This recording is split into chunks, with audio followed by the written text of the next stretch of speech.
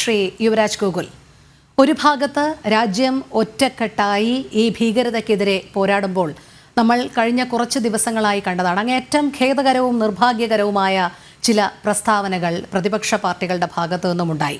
CPM-ന്റെ ഭാഗത്തു നിന്നും കോൺഗ്രസിൻ്റെ ഭാഗത്തു നിന്നുമൊക്കെ ഉണ്ടായതും അത് സോഷ്യൽ മീഡിയയിലടക്കം പ്രചരിച്ചതും അത് പാകിസ്ഥാൻ ആയുധമാക്കിയതുമെല്ലാം നമ്മൾ കണ്ടതാണ്.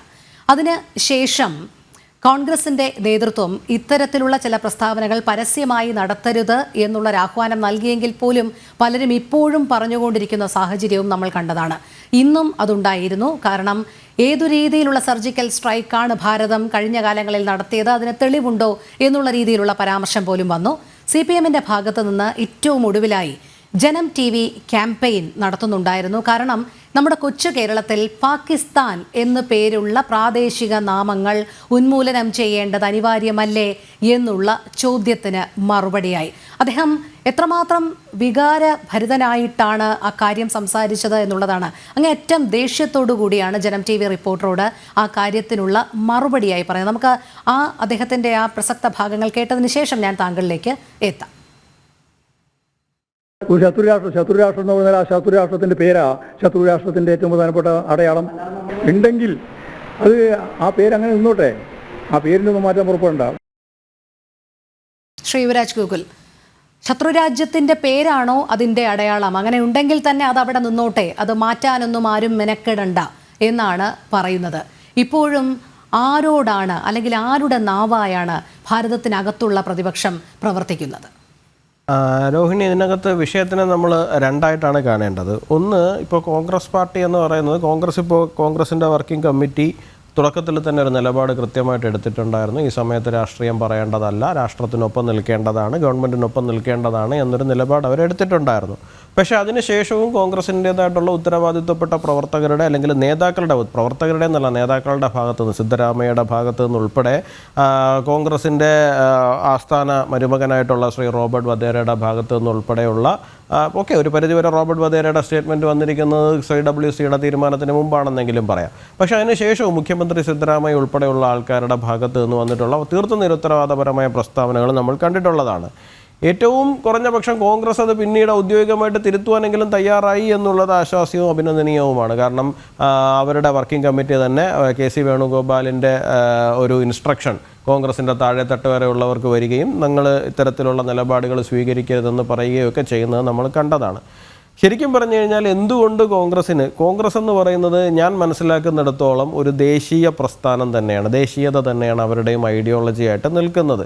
അതിനകത്ത് ഏറ്റക്കുറച്ചിലുകൾ ഉണ്ടായിരിക്കും, പക്ഷേ ദേശീയത തന്നെയാണ് കോൺഗ്രസിൻ്റെ ഐഡിയോളജി എന്ന് പറയുന്നത്. അത്തരമൊരു പാർട്ടി ഒരു കാലഘട്ടത്തിൽ മഹാത്മാഗാന്ധിയും ലാൽ ബഹാദൂർ ശാസ്ത്രിയെയും പോലെയൊക്കെ ഉള്ള നേതാക്കൾ നേതൃത്വം കൊടുത്തിരുന്ന, ഏറ്റവും ഒടുവിൽ നരസിംഹറാവും നമ്മുടെ സീതാറാം കേസരിയും പോലെയൊക്കെ ഉള്ള നേതാക്കൾ നേതൃത്വം കൊടുത്തിരുന്ന ഒരു രാഷ്ട്രീയ പ്രസ്ഥാനമാണ്. അപ്പോൾ അതിൻ്റെ ജീവനാഡി എന്ന് പറയുന്നത് ദേശീയത തന്നെയാണ്. ആ ഒരു കോൺഗ്രസ് എന്ന് പറയുന്ന പ്രസ്ഥാനം ഇത്തരത്തിൽ പാകിസ്ഥാൻ്റേതായിട്ടുള്ള ഒരു ആക്രമണം ഉണ്ടാകുന്ന സമയത്ത് അവരുടെ അണികളെങ്കിലും അല്ലെങ്കിൽ അവരുടെ ഉത്തരവാദിത്തപ്പെട്ട ഏതെങ്കിലുമൊക്കെ നേതാക്കളെങ്കിലും എന്തുകൊണ്ട് ഇത്തരത്തിലുള്ള സ്റ്റേറ്റ്മെൻറ്റുകൾ കൊടുക്കുന്ന മാനസികമായ സാഹചര്യത്തിലേക്ക് പോയി എന്നുള്ള കാര്യം നമ്മൾ മനസ്സിലാക്കേണ്ടതാണ്. BJP മറ്റൊരു ദേശീയ പ്രസ്ഥാനമായിട്ട് ഉയർന്നു വരുന്ന സമയത്ത് ദേശീയത ഉയർത്തുന്ന BJPയെ കൗണ്ടർ ചെയ്യുവാൻ വേണ്ടിയിട്ട് നമ്മൾ ഇടതുപക്ഷത്തെ പോലെ പ്രവർത്തിക്കണം എന്നുള്ള ഒരു ശൈലി കോൺഗ്രസ് എവിടെ മുതൽ അഡോപ്റ്റ് ചെയ്യാൻ തുടങ്ങിയോ അവിടെ മുതൽ കോൺഗ്രസിൻ്റെ കെട്ടുറപ്പും പതനവും ആരംഭിച്ചു തുടങ്ങി എന്നുള്ളതാണ്. നമുക്കറിയാം, JNU ക്യാമ്പസിൽ പോയിട്ട് ടുക്കടെ മുദ്രാവാക്യം ഉയർത്തിയ ആൾക്കാർക്ക് രാഹുൽ ഗാന്ധി ഉൾപ്പെടെയുള്ള നേതാക്കൾ പിന്തുണ കൊടുക്കുന്ന സമയത്ത് ആശയപരമായിട്ട് കോൺഗ്രസ് അവിടെ മരിക്കുകയാണ് ഉണ്ടായിട്ടുള്ളത്. അതിൻ്റെ തുടർച്ചയായിട്ടുള്ളൊരു അവശിഷ്ട കോൺഗ്രസ്സാണ് ശരിക്കും പറഞ്ഞു കഴിഞ്ഞാൽ ഐഡിയോളജിക്കലി ഇന്ന് നിലനിൽക്കുന്നത്. അത് കോൺഗ്രസ് എന്ന് പറയുന്ന പാർട്ടിയുടെ അടിത്തറ തകർക്കുന്നതാണ്.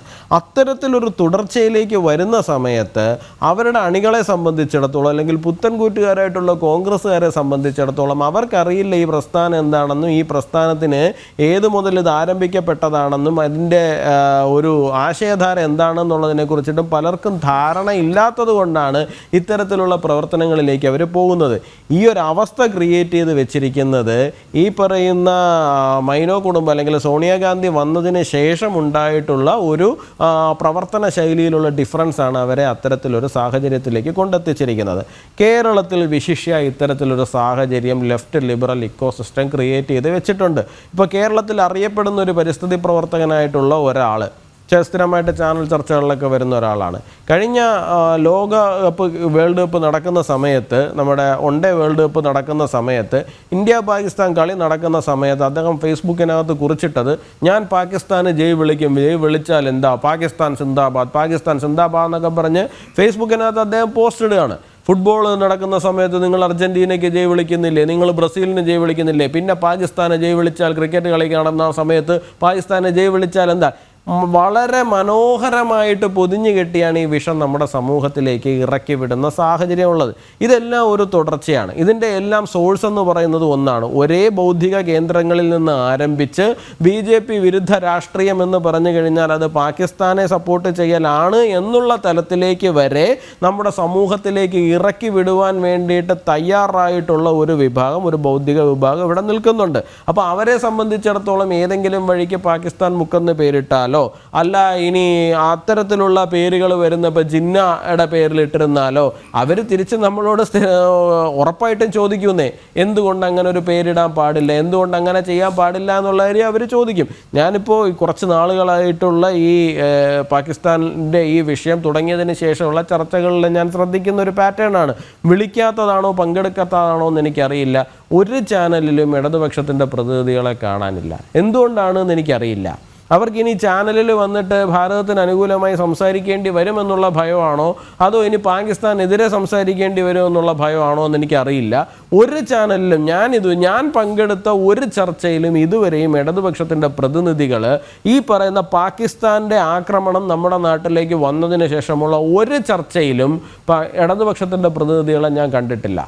നിങ്ങളാരെങ്കിലും കണ്ടിട്ടുണ്ടോ എന്ന് എനിക്കറിയില്ല. ഞാനൊരു 4-5 ചർച്ചയിലെങ്കിലും ജനം TV ഉൾപ്പെടെ പങ്കെടുത്തിട്ടുണ്ട്.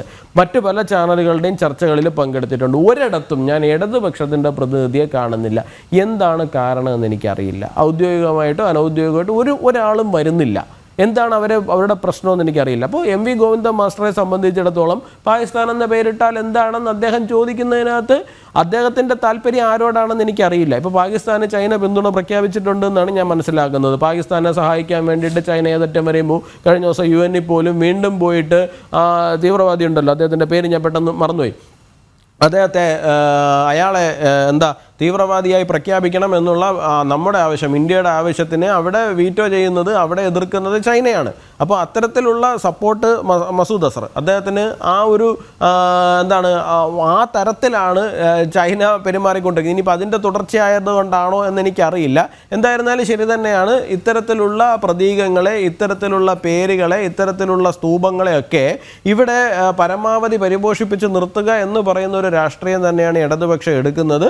കോൺഗ്രസ് കുറച്ചെങ്കിലും ഒരു അകലം അതിൽ നിന്ന് പാലിക്കുവാൻ വേണ്ടിയിട്ട് ഔദ്യോഗികമായിട്ടെങ്കിലും തയ്യാറായിട്ടുണ്ട് എന്നുള്ള കാര്യം അഭിനന്ദനാർഹമാണ്. പക്ഷേ അത് എത്രത്തോളം അവരുടെ താഴെത്തട്ട് വരെ എത്തുമെന്നുള്ള കാര്യം നമുക്ക് കണ്ടറിയേണ്ടതാണ്. കഴിഞ്ഞ കുറച്ച് നാളുകളായിട്ട് ഒരു ദശകത്തിലധികമായിട്ട് കോൺഗ്രസിൻ്റെ ഒരു വർക്കിംഗ് പാറ്റേൺ പോയിരിക്കുന്നത് ആ ഒരു ശൈലിയിലാണ്. ആ ഒരു ഇനേർഷ്യ ഉണ്ടാവുമല്ലോ, പെട്ടെന്നൊരു ബ്രേക്ക് ഇട്ടത് കണക്ക് ഒരു സാധനത്തിന് നിർത്താൻ പറ്റില്ല. ഒരു വണ്ടിയിൽ നിന്ന് ചാടി ഇറങ്ങിക്കഴിഞ്ഞാൽ കുറച്ച് നേരം ഓടിയിട്ടേ നമുക്ക് നിൽക്കാൻ പറ്റുള്ളൂ എന്ന് പറയുന്നത് പോലെ തന്നെ കോൺഗ്രസ് അവിടെ നിന്ന് മുകളിൽ നിന്ന് ഒരു തിട്ടൂർ ഇറക്കി എന്നും പറഞ്ഞുകൊണ്ട് താഴെത്തട്ടിൽ ഇത് ഇത്ര പെട്ടെന്നൊന്നും നിൽക്കാൻ പോകുന്നില്ല. അതൊരല്പം കൂടെ മുമ്പോട്ട് പോയിട്ട് അവർക്ക് പോലും നിർത്തുവാൻ വേണ്ടിയിട്ട് സാധിക്കുകയുള്ളൂ.